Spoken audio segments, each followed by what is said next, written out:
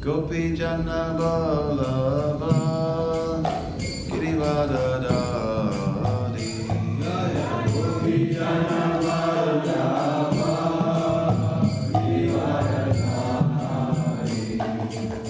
Yashodanandana Brajajana Ranjana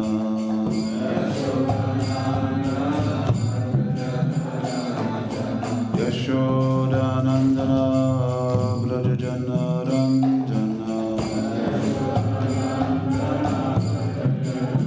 Yamuna Tira Vanachari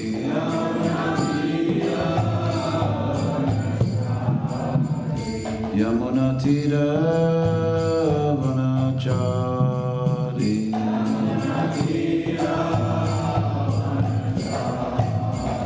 Jaya Radha Madhava Kunda Vihari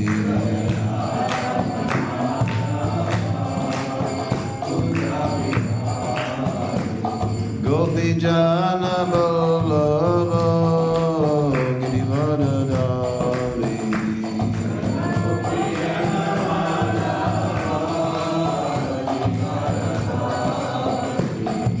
Yashodanandana Brajajana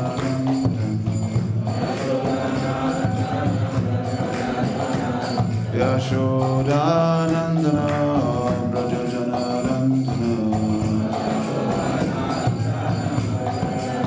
Yamuna Tira Vanachari Jaya Radha Madhava Kunda Vihari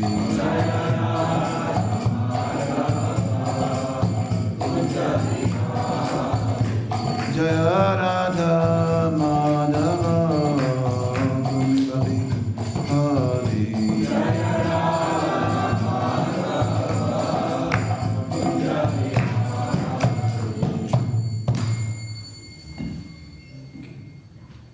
Jai Vishnu Padma Asvatara Sisma Svangete Bhaktivedanta Swami Shri Prabhupada Ki Jai Grantaraja Srimad Bhagavatam Ki Jai Shri Guru Hare Krishna. Give me a verse that was the one from today, Bhagavatam verse. Everybody know? Was it meant to have a verse or was it meant to just flow? Yeah. We'll just take the verse. Anybody know it? There's no verse on the schedule. No verse on the schedule. Then there shall be no verse. Hare Krishna. Sri Ramachandra Bhagavan Ki Jai. So, thank you for asking me to come here on this blessed day, this holy day. Today is Vijay Dashami. Vijay Dashami. What does Vijay mean? Victory. Victory to who? Lord Ram. Over? Okay, any questions? You already know everything. Vijay Dashami. Dashami means the 10th day of the moon in the month of Ashwin. It's interesting that the 10th day of the moon, we celebrate the what? What else is we're celebrating that's 10? Huh? Something happened today, on this day. Yes, but what connected with the number 10? Not 10 Downing Street, no. Not Dash Avatar, no. It's the... Yes! Go to the top of the class. You're so intelligent, we will now send you to Liverpool.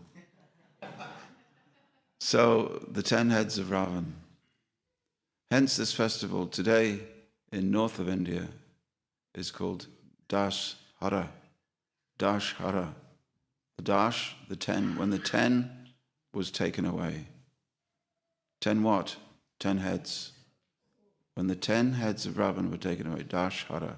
Therefore, in northern India, Sanskrit gets a little bit Dussehra. So it's a great day for us. Of course, if you think that Ram was the Supreme Personality of Godhead, you cannot celebrate this festival as well as it could be done. Because if you think that Ram is the Supreme, he was always going to defeat Ravan. To understand Ram Leela, you have to enter into the possibility that Ram might lose. That's why he comes. It's his story. As we tell our devotees, don't get to the end of the story before you've enjoyed the beginning and the middle.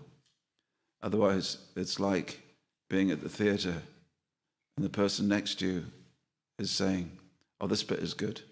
This is a good bit. I'll tell you what happens now. What happens now, see, he thinks that she's like this and she thinks that he's like this, but what happens is another guy comes in and there's a fight. Then there's a car chase. No. Spoils, you say, shh, you're spoiling the whole drama. So for a drama to take place, there has to be jeopardy in any script. Any Hollywood script, there has to be some jeopardy. One of our relatives is a Hollywood scriptwriter. He wrote the whole script of a movie. There was no jeopardy. The hero died halfway in the middle. They spent $100 million on the movie, but the script was wrong. Didn't include enough jeopardy. Anyway, I'm getting off the point. So, when Sita is stolen, every devotee likes to preempt the ending. Ah, yes, you see, well, this wasn't Sita that was stolen. It was Maya's Sita. Shh, you're spoiling the story. How can there be jeopardy? The whole jeopardy of the story of Ram Leela is, will Ram win back Sita? And unless you're held in a mood of suspense and some tension, you may not be able to enter into the Leela. Srila Prabhupada at one time was in the Vrindavan temple. Not loud enough, then put it close. Srila Prabhupada was in the Vrindavan temple. Is that okay? And they put on a play for him, the Nrsingadev play. And of course, the Nrsingadev play, everybody knows the story. Who doesn't know the story of Nrsingadev, that he came out of a pillar? No one on earth, no one on planet Earth does not know the story. And Prabhupada is the teller of that story. He tells everybody the story. So how is it possible that Prabhupada did not know the Nrsingadev story? So there was a pillar in the temple, and guess what? The devotees had arranged that who was lurking behind the pillar was Nrsingadev, or a devotee dressed as Nrsingadev. There was a bamboo screen around. So what's going to happen? Nrsingadev is going to leap out at the appropriate time. And all the devotees were looking, I wonder who's playing Nrsingadev, I wonder what he's going to be like. So here the point is, all the devotees had got to the end of the story before the middle. You see? If you know the ending, it spoils the middle. But Prabhupada, when the devotee playing Nrsingadev came out, Prabhupada went like this. He was so surprised, as if to say, I never knew that was going to happen. So to enter into Leela while they're listening or watching, you have to suspend your knowledge of the ending. So Dussehra is only interesting, is only suspenseful if you think there's a possibility that Ram might lose. Otherwise, it's just, Sita was stolen from Ram, but it wasn't really Sita. Ram had a battle, but he was always going to win the end. And then you'll say, well, that was boring. The whole point is, Leela is a suspension of your conclusion. So don't try to be great philosophers with Leela. So in this, we have a battle. And already Lakshman has succumbed. There's been a suspense there. Would Hanuman bring the Sanjeevani herbs back on time? Would Megnath win out? Would Kumbhakarna destroy too many of Ram's army? We don't know. We don't know what the outcome's going to be. Okay? So then here's the situation. Every time Lord Ram fires an arrow, one of Ravana's heads is cut off, but then it pops back up again. So Ravana has 10 heads. And he discharges them in fighting. Normally when you see Ravana, he's sitting on a throne like this. like the throne they've given the king today to sit on. But when he's angry or when he really wants to fight, then there's 10 heads, each one looking on all the different directions. Great for use in battle. No one can get behind you. No one can come alongside you. How did you see me coming? Don't sneak up on Ravana when he's got 10 heads. So Lord Ram was mystified. How is this possible? I cut off one head, another head is growing. What am I going to do? And you, as the Leela listener, are thinking, oh, this is not going to end very well. But something tells you that it is going to end well. What did Ravana do that made you think, as the listener to the Leela, that things were going to turn out bad for him? What made you think it? It's because when Ravana entered the battlefield, he circled Lord Ram anti-clockwise. Came onto the battlefield and he circled Ram anti-clockwise, which means apradakshina, inauspicious. Pradakshina is with your right shoulder towards the object of worship. Apradakshina is the left shoulder. So he signaled by this that it was not going to be auspicious. Of course, he'd offended Ram many times before that, but here was his final offense. And then Lord Ram said, just as a jackal steals ghee that's meant for the sacrifice, so you've taken my wife. Today I will vanquish you. Well, it wasn't today, but it took quite a few days. How many days? Remember? It took a week, didn't it? A week of fighting, something like that, 7-8 days. So then Lord Ram had been given a special benediction. Now there's different versions. Agastya Muni had given Lord Ram the Brahmastra, which he was placed on his. The weapon is in the form of a mantra that is placed on the arrow. So an arrow can then become an astra of a different Pashupatastra, Brahmastra, depending on who has given depending on the particular potency. So the arrow was from Agastya Muni, and meaning that the mantra was from Agastya Muni. And I don't know. There are two versions. I'm not sure which of it Valmiki Ramayana has, but there was a secret anyway given to Ram that Ravan could only be killed if the arrow was fired into his nabi or navel, belly button, because that was where Ravana had been given the boon of keeping his amrit. It was an amrit that would keep Ravana alive, given by Lord Shiva. So, how was Ram going to overcome this? Well, no one knew. This was a secret place. So Ram fired the arrow, and the rest is history.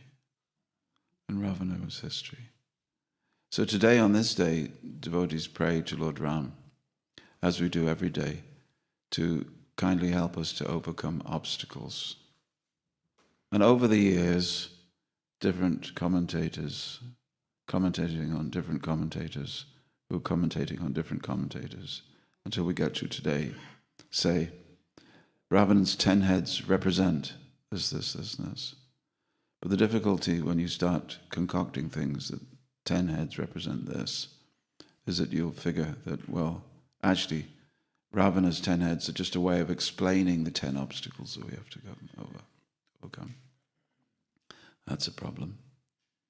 Because then you'll think that nothing that you read is true. It's all an allegory or a metaphor for some sort of psychological state or spiritual struggle. And then you'll be deeply mired in impersonalism. That's the problem. Impersonalism, or de-emphasizing the differences in the pastime, is always a problem. Or Sita means the loss of our innocence. Ram means our inner hero. Ravan means the 10 qualities. You could go all the way through. They do that to Bhagavad Gita. Well, Bhagavad Gita, the 5 horses represent the 5 senses. Have you heard people say this? They say, well, Krishna's 5 horses, forgetting the fact that, of course, there was only 4 horses. They think they get the Upanishads and the Bhagavad Gita mixed up. In the, the Kena Upanishad, there's 5 horses in the analogy of the 5 horses representing the senses. So then they think that the horses at the Battle of Kurukshetra belonging to Arjuna are the 5 senses. Therefore the whole thing is an allegory. Arjuna represents the soul. Krishna represents God. How about that? People pull everything down. This is the world that we live in today. So the devotees of Krishna, we are restoring everything to its original, fully manifest condition. And therefore Prabhupada would tell us repeatedly, don't think that these are fairy stories. He said one time in Edinburgh, someone said, well, it sounds a very good story. And Prabhupada looked at him and he said, do you think I would tell you fairy stories?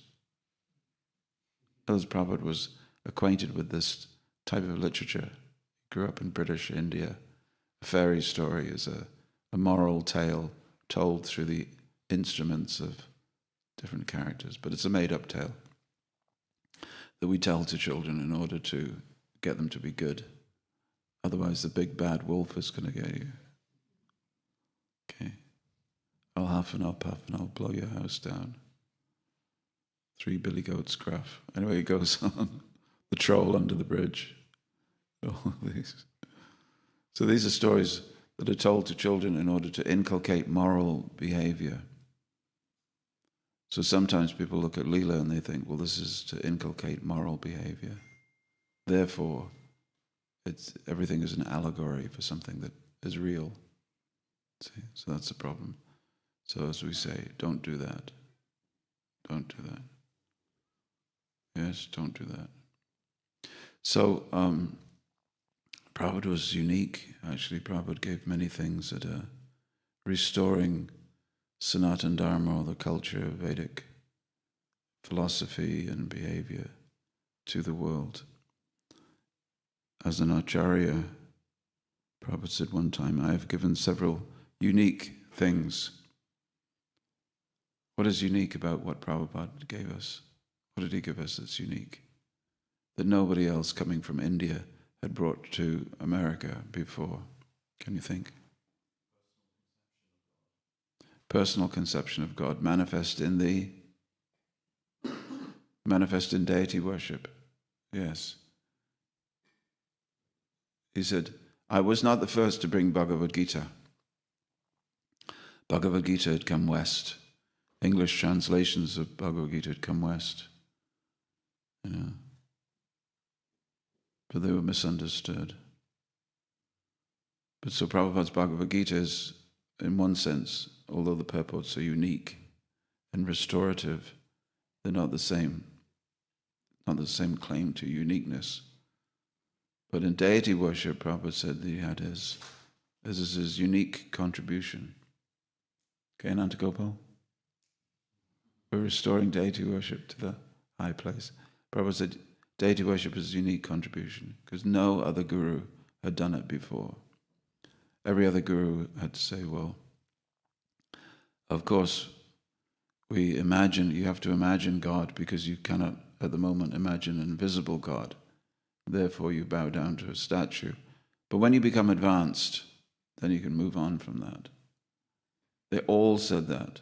Prabhupada was the only one who said, "No, you rascal, get back in your box, go back to India. I've come to give what you did not give, deity worship." Then, what else? Something unique that only Prabhupada gave. Rath Yatra, yes, he said, great grand festivals based on deity worship. Without the deity of Krishna, you don't get Rath Yatra. You don't get Janmashtami, you don't get all these festivals. And with the festival comes what? The chance for the public to enjoy. Sankirtan, yes, unique contribution. No one else did that. Harinam Sankirtan. Something that happens on a Saturday night in London that Deepak always goes to, right? So when you have maybe COVID or something, when you've broken both legs, when he's broken both legs, Deepak would not go on Harinam. But apart from that, every week without fail. So Harinam Sankirtan, no other guru, no teacher, no yogi, no Baba, no Acharya gave before. Why? Because they weren't followers of Chaitanya Mahaprabhu, or they had some fear involved. Actually, other fellows of Chaitanya Mahaprabhu had come. What was his name? Premananda Bharati. Premananda Bharati did a Bhagavad Gita in English in 1910. He went to California. But there was no Harinam came from that. Because in order to create Harinam, you have to have faith in Harinam. That's the thing. When Prabhupada says, "My dear Lord, make me dance as you like, I'm just your puppet," it was the faith in the holy name that Prabhupada had that manifested everything else. You're forgetting one. Some people could argue that it's the most important one that Prabhupada came to give. So we've got prasadam, holy name, festivals, deity worship.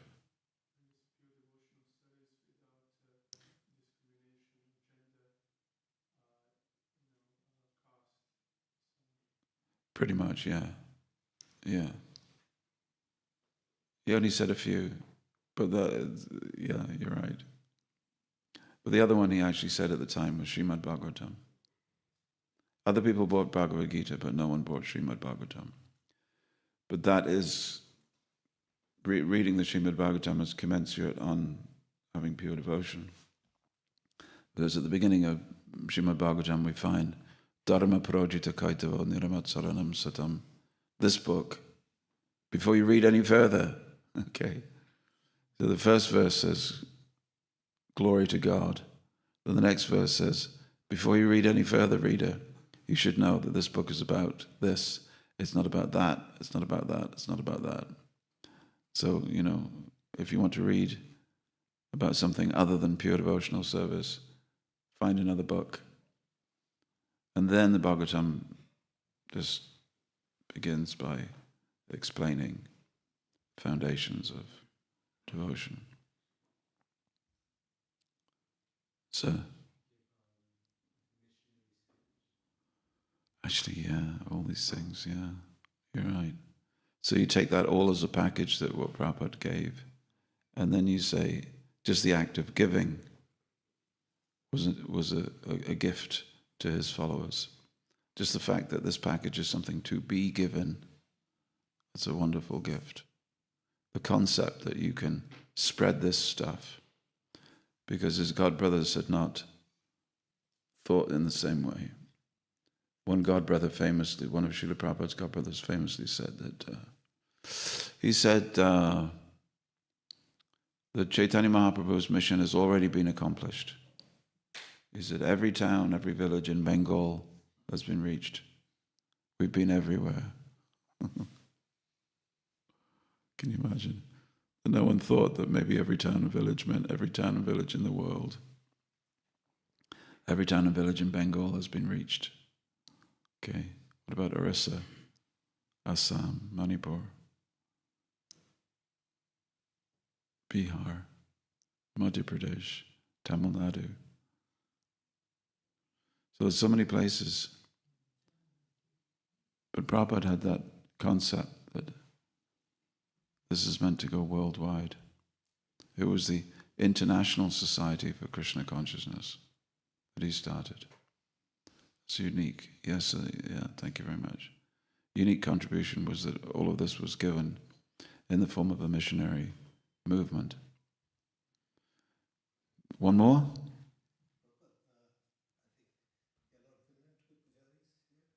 He had a lot of... Yes, yes. Women were given access in a way that they hadn't been given access before. Yeah. Of course, in India, in the Gaudiya Math, there was elderly ladies. They lived at the Math sometimes. Sometimes widows lived in the Math. But this widespread engagement of women, certainly in not only pujari work, but in preaching and book distribution. You know, some of the women once came to Prabhupada and said, "Is it okay that we are like this? We're, you know, in your books you tell us to be chaste, but then we go into the street or the airport and we are talking to strange men all day long." Prabhupada said, "Yes." He said, "It's like the English proverb, you have to be a lamb in the home and a lion in the chase." You know that one? A woman is a lamb at home and a lion in the chase. It means that in your home circumstances, man or woman, in your home circumstances you're very peaceful, but when the time comes, you can be like a lion. So sometimes that's required. This is also the mood of a devotee. Sridhar Swami, the original commentator on Srimad Bhagavatam, from the 13th century, he said that just as a what was he saying? He said just as a mother lion. Who was he comparing? He was talking about Lord Nrsingadev. So a lioness looks after her cubs, and she's feeding her cubs.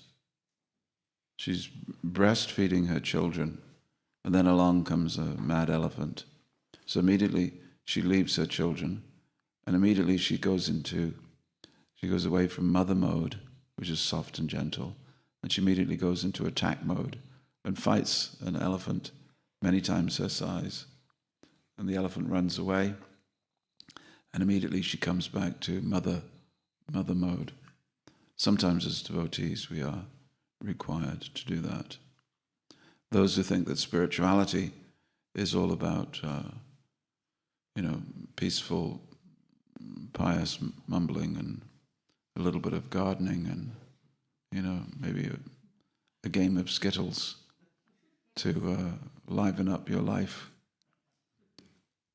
I've been to monasteries. When I was a young man, we used to stay in monasteries, usually Catholic monasteries, but some Anglican too. And we would go there at night in our dhotis and we would ask if we could stay the night because traveling in the vans was quite austere. So they would allow us, and we got to see how the monks lived. And it's mainly an exercise in how to cut yourself off from distraction. That's what a monastery is. Devotees live a different life. We have this twofold life of cutting ourselves off from distraction in the morning and then entering into battle during the day.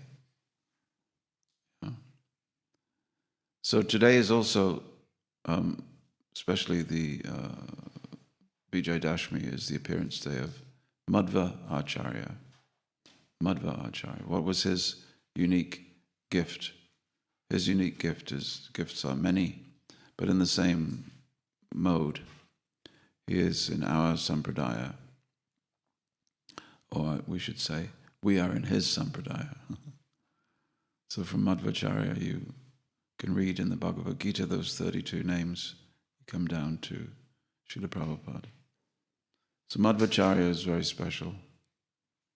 He declared himself to be special. He said, "I am Vayu," in one of his books. He explains, "I am Vayu, and I've come to defeat the Ravana-like enemies of Ram.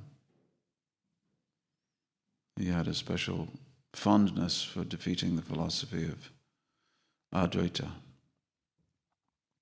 and re-establishing Krishna as the supreme entity, completely different from the soul. So therefore his fingers were always, when you see a depiction of Madhvacharya's fingers are like this, soul and supersoul, distinct. When you say that there's no distinctiveness, then you're reducing God to your level, or you're elevating yourself to the God level. Distinction means God is the greatest. And Prabhupada explains, he said, not only greatest. He said, God is, if you think that God is the greatest, he said, then that is only half. What's the other half of being God? Yeah.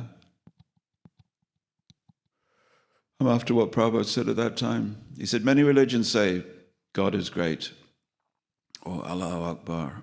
God is the great. God is the greatest. He said, that's all right. What else? God is the greatest of the great.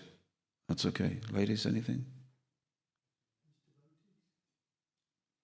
We're going to go around the houses on this one. He said, but he is also smallest of the small, greatest of the great and smallest of the small. God is so great that if you traveled in a Sputnik, what was it? If you travel in a Sputnik, Sputnik was a Russian satellite in the late 1950s, early 60s, Prabhupada knew about. If you travel in a Sputnik, you'll never find God. You never get to the end. God is infinite. But at the same time, he's present everywhere, and he's the smallest of the small. Dwells in the human heart. So, greatest of the great, smallest of the small. So Madhvacharya, he established these principles that God is smaller than the soul. And do not think that because the soul is part of God, that means you are the same as God. No. He even disagreed with the Vishishtadvaita of Ramanuja. He said it was too impersonal. Anyway, that's something else. So Madhvacharya was born in a place called Prajakashetra. And just back in March, I was in Udupi. And Udupi is the place that was founded by Madhvacharya. It's where he installed the beautiful deity of Krishna. But before we do that, we should say that even as a child, he was quite remarkable. One time his father had some debts to pay off, and the debt collectors came. And Madhvacharya was a child and said to his father, what do they want? He said, I have to pay some debts. He said, can you give me some tamarind seeds? So his father gave him some tamarind seeds. When he opened his hands, they turned to gold coins. One time his mother called him, and he was quite some distance away. And he jumped, boing, immediately in her presence. He was very strong lad. And when he was 7, he had Upanayanam, what we would call second initiation. He became a sannyasi when he was a teenager. This is a tradition in the Madhva Sampradaya. You go and you have to have your palm read, and if in the palm they see renunciation, then they know that it's safe to give you sannyas. If there's no renunciation in your palm, and no renunciation in your birth chart, in your horoscope, then they don't give you sannyas. Because if they give you sannyas and you don't have these things, your life will just be a disturbance, isn't it? Sometimes we see sannyasi falls and we think, how did that happen? Well, for 800 years, they can count on the number of, they can count maybe 3 or 4 sannyasis that have fallen away. So it's a good system. Renunciation in the hand, renunciation in the chart. Here's your sannyas. I met a man who'd taken sannyas when he was 14. Swami Vibhudesh Tirtha, he took sannyas when he was 14 years old.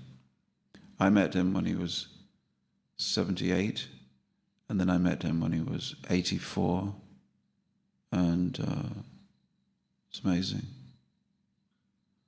Amazing. He glowed. But so they have a very, very strict sannyas. The sannyasis eat only once a day. And when Bhaktisiddhanta Saraswati sent his disciples, to whom he wanted to give sannyas, he wanted to resurrect the ashram of sannyas.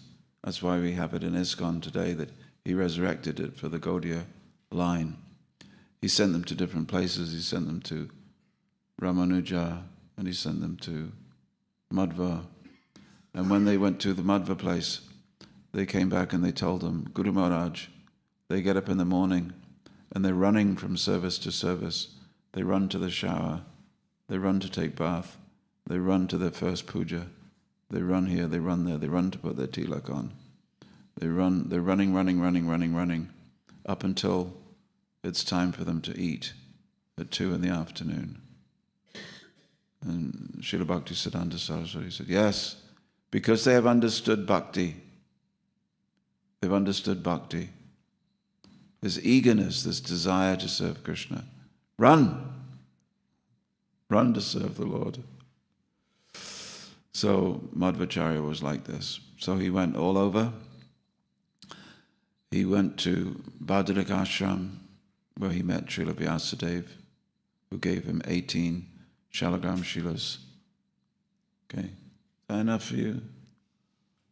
18 Shalagram Shilas. And you can go and see them today. They're still worshipped today in Udupi, in the temple.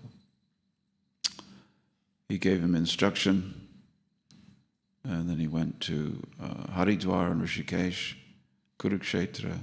He went everywhere, at least 3 times, my understanding. He went 3 times. He went to Dwarka, different places. So he collected scriptures as he went to these places, meaning he copied them out, and then he compiled his commentaries based on his desire to defeat Advaita. Now, why you think is in Udupi, it's an out-of-the-way place, because the headquarters of the Advaita Shankarites was just up the road, a place called Sringeri. And it takes about an hour on a bus, hour and a half, to get from Udupi to Sringeri. I've been to Sringeri, to the headquarters of the Shankaracharyas. And there's a Shankaracharya there. And anyway, so Udupi is a place where he rested. He wrote 37 commentaries, 37 books. And one day, when he was older, he was born in 1238, so 1238 AD. So he was on the beach at a place called Malpe. And if you go to Malpe, it really smells of fish. I don't know what it was like in that time. I think they've tidied it up a bit for the tourists. It says it looks a little bit like Goa. I think they've tidied it up now. But anyway, he was there and he saw a ship that was about to go on a rock. And he took off his chadar and he waved his chadar. And the ship's captain saw what he was pointing out. And then the captain was very grateful. And he said, let me give you something. And he said, Madhva said, I'm a sannyasi. I don't need anything. Then the captain said, no, we've got to give you something. You've saved the whole. He said, well, what have you got? He said, well, I'll give you something on the way back.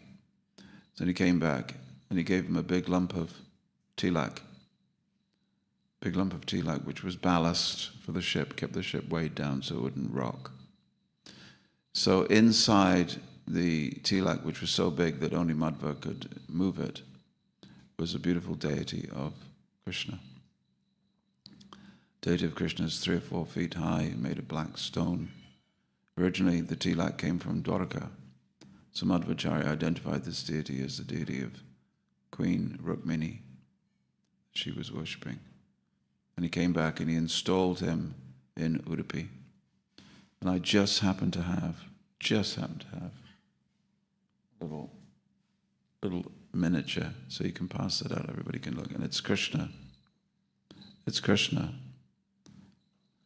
And it's a little boy, Krishna. And he's standing with a stick to churn cream into butter. So he's little Gopal. And every day, of course, there's pujas that begin early on. And you can go there yourself and have darshan. Udupi is a wonderful place to go. It's like Vrindavan without the noise. They call it the Vrindavan of the South. As you get out of the station, if you go from Bombay overnight on the train, you'll get to Udupi at 3 o'clock in the morning if you take the 4 o'clock train. 4 o'clock in the afternoon, catch the train. You can sleep on the train. And you get to Udupi at 3 o'clock in the morning. And Udupi is a temple town. Everything is based on the temple. The whole town square, there's no traffic in the town square. Traffic is banned. You ever heard of that before? Anywhere in India, traffic being banned. Just even the concept is strange. But in Udupi, the center of town, because in the center of town there are 8 temples. It's only with the main temple, Krishna, and the Shilas. And then everybody goes, and the men have to take their shirts off before they go in. But there's always kirtan, there's always some flute playing. Anyway, in the morning, you get there at 3 o'clock in the morning, and it's so quiet. So I got there at 3 o'clock in the morning with a party from England. And then you hear 3 o'clock, bang on 3 o'clock. What was that? Look around. Someone played a drum. Silence.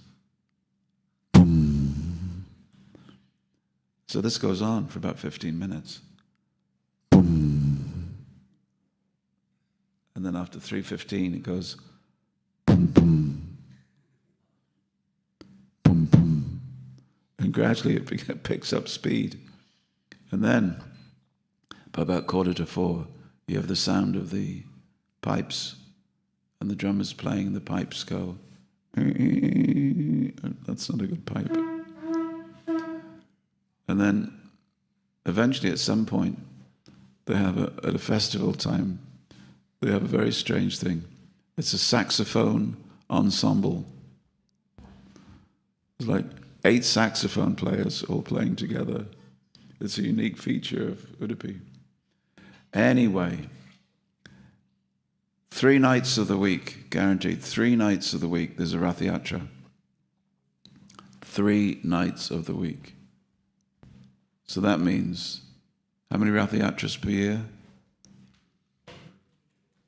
120, yeah. 120, 150, yeah. Yeah.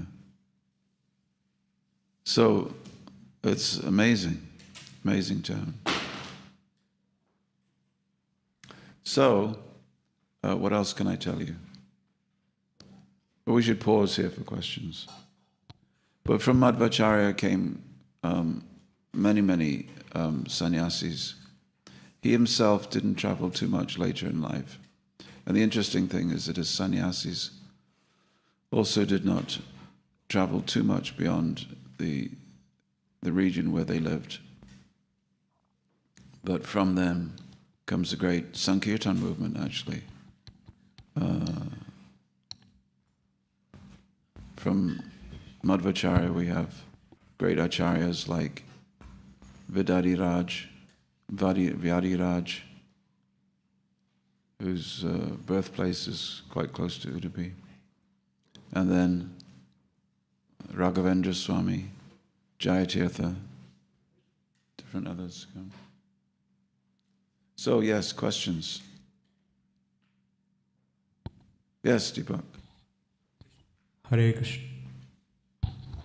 Why was japa banned in Udupi? Why was?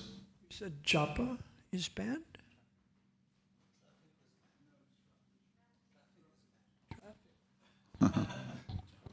Yes, yes. If you go to Udupi, you can't chant japa. It's banned. No, traffic was banned. Yeah. Imagine that. Excuse me. What are you doing with your? What are those beads in your hand? No. We'll have none of that here in Udupi. Stop it. Put the bag away, sir. Step back. You violated the code for Udupi. Yeah, Deepak. Oh, sorry. Hare Krishna, thank you. You mentioned Madhvacharya was an incarnation of Vayu.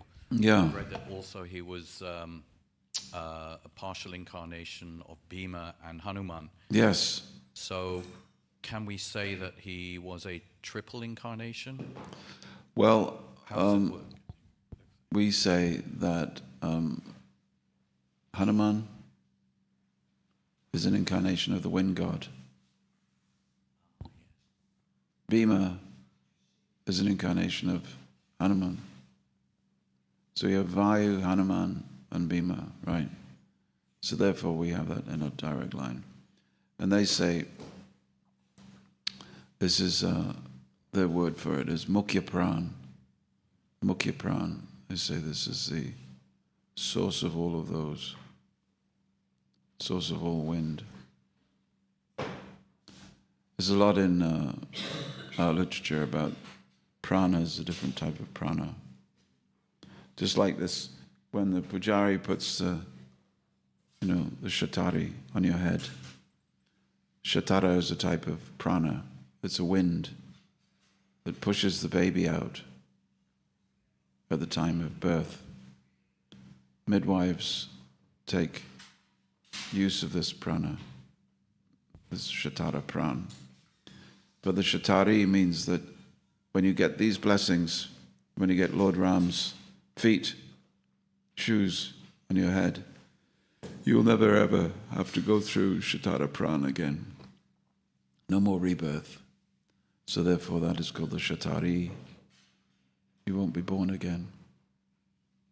So if someone says to you, have you been born again? You'll say, well, I hope not. So. Krishna. Thank you for the class. I was wondering, how did Lord Ram die? How did Lord Ram Die? Leave his body. Yeah. Someone asked me this question. I didn't know. So. Well, good question. I don't know. Other than to say that Prabhupada commented, he said, we do not meditate on the disappearance of the Lord. Do not meditate on the disappearance of the Lord, only the appearance. And Prabhupada always would say that the appearance and disappearance of Krishna or any of his incarnations is not on the level of your appearance and disappearance. And if he was in a different kind of mood, Prabhupada would say something like, why are you interested? He would say, you should be interested in how you're going to die, because it is coming very soon. And if you do not become a pure devotee of the Lord, then your death will be very, very unfortunate. So make yourself qualified in this life. Do not ask such questions. But I'm not Prabhupada, so I can't say that. Hare Krishna. Hare Krishna. Concerning the contribution of Srila Prabhupada, unique contribution, Yeah. you also give us prasadam. Prasadam, yes. Yes. Most important. That is the fact, yes, most important. One time he said, this movement would be very dry if there was no prasadam. He said this philosophy, we would only have philosophy without the prasadam, it would be very dry. Kirtan, prasadam, philosophy. He said these are the most potent weapons for the public. Yes? Hare Krishna, Prabhu. Thank you for the class. My question had to do with what you mentioned about allegories given in terms of like Krishna's horses and so on.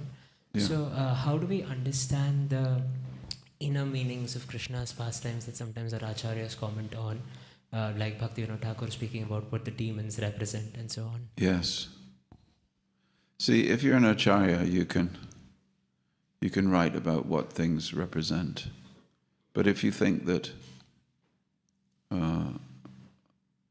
the symbols that you've created, that the meaning of those symbols is that they're only symbols, then you've misunderstood it.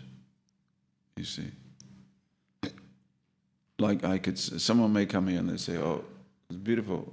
You show them Radha Gokulananda when a guest comes here. And they say, what does the flute represent? No, Krishna plays the flute.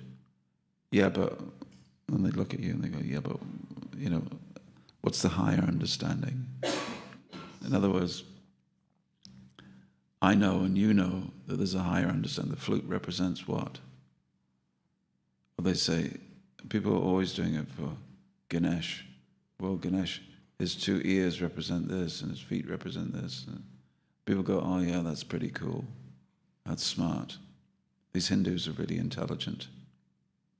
So it's not to the Lord that we bow down, but it's what the Lord symbolizes that we bow down. And Prabhupada would comment, so Dr. Radhakrishna, he has said, it's not to Krishna that we surrender, but to the unborn within Krishna. So all of these things is a way to cheat you out of understanding. Just accept as it has been written. Krishna has a flute. Ram has a bow. Why you try to speculate on that? So Prabhupada was against that form of speculation. This means this and this means that. However, Prabhupada himself would say things like, so the Lord has 10 hands. If you want to hold on to something with his 10 hands, you cannot keep it. He will take it from you. However, if the Lord wants to give you something with his 10 hands, you cannot hold it. So in this way, it's not exactly the same. Not exactly the same. Yeah. What was your question? No, your question was about the yeah. Well, in one sense, you could say, for instance, Putana. Bhaktivedanta Thakur talks about Putana. Putana is the first demon to approach Krishna.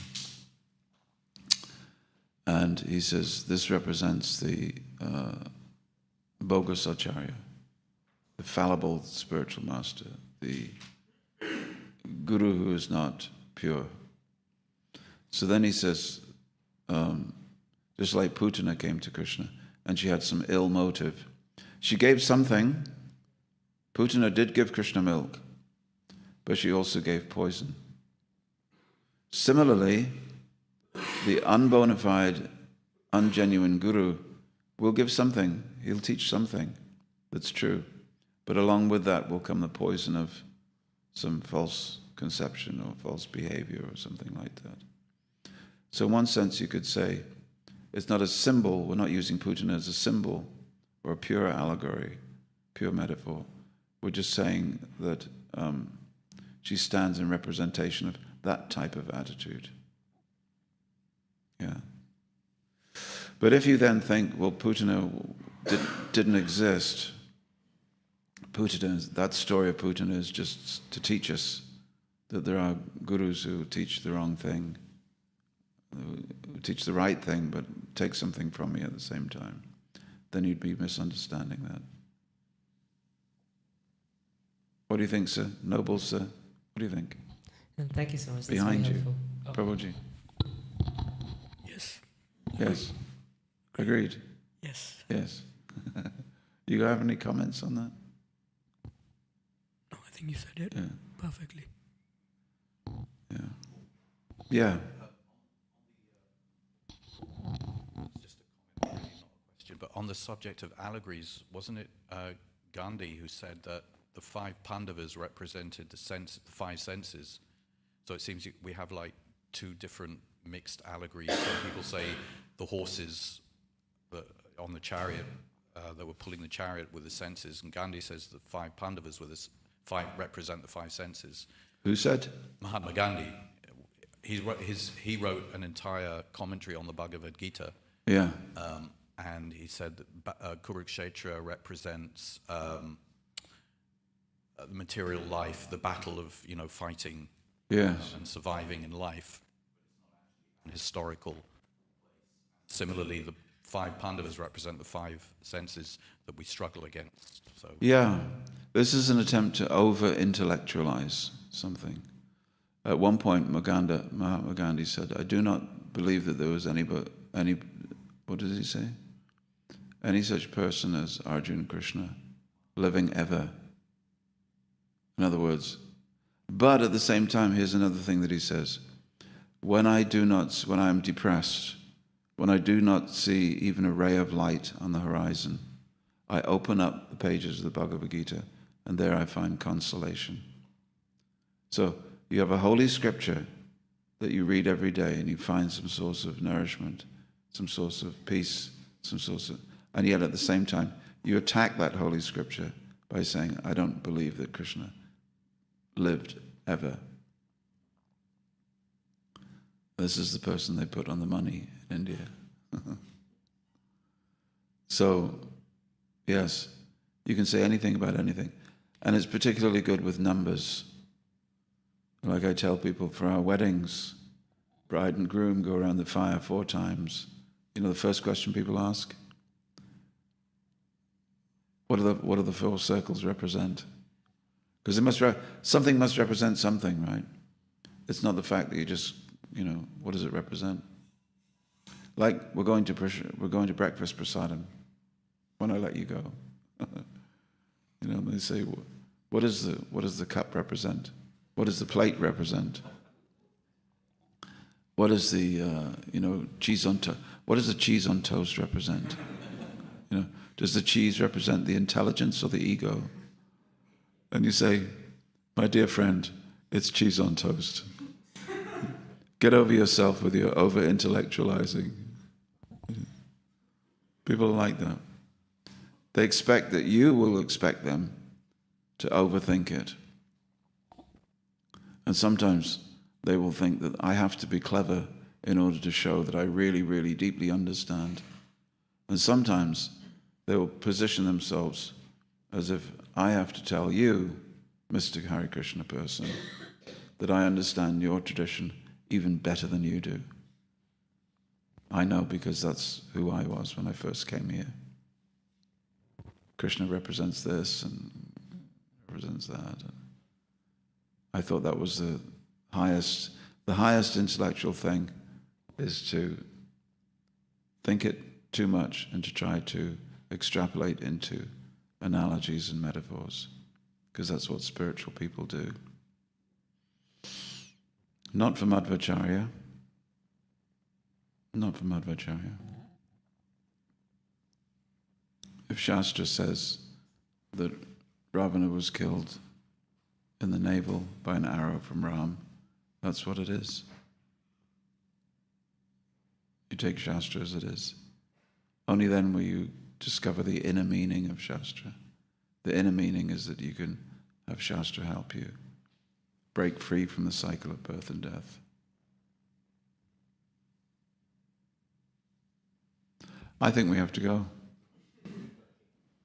They're hungry boys, hungry girls. Thank you very much for listening. Hare Krishna.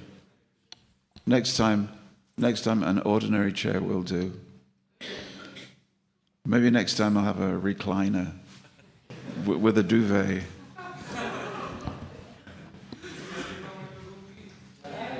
Srila Prabhupada ki jai.